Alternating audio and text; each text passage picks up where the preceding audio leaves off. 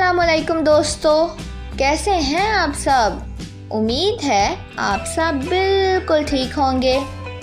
आइए मुझसे मिलिए, मैं हूँ हे और मेरी आवाज़ है ह।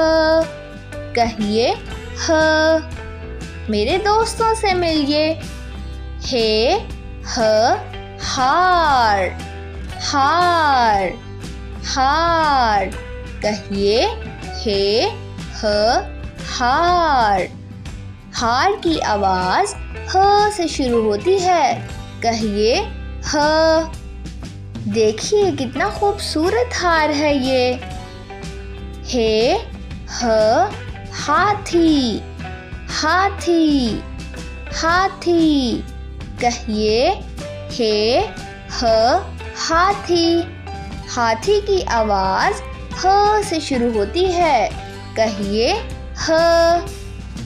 हाथी एक बड़ा सा जानवर है और इसकी एक लंबी सी सूंड होती है। ये देखिए हारमोनियम। हे ह हारमोनियम हारमोनियम हारमोनियम।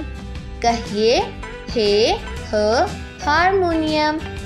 हारमोनियम की आवाज़ ह से शुरू होती है। कहिए ह। हे ह हाथ हाथ हाथ। कहिए हे ह हाथ। हाथ की आवाज़ ह से शुरू होती है। कहिए ह। तो चलिए मेरे साथ दोहराइए, हे ह हार। हे ह हाथी। हे ह हारमोनियम। हे ह हाथ। इन तस्वीर को देखिए और कहिए हार हाथी हारमोनियम हाथ।